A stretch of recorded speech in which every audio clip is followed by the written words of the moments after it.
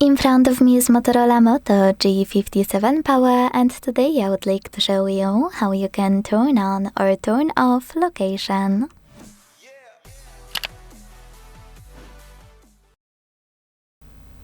Begin by going into Tab menu.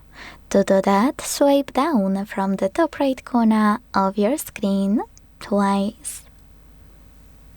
Like that. When you see all of your shortcuts, look for location 1, and when you find it, click on it. As you can see, mine is here, so when I click, it turns black. That means that location is disabled, but you can always enable it by tapping on the same shortcut again. If you want to, you can also go into Devices Settings, scroll to click on Location section available here, and manage it thanks to this switcher on the right.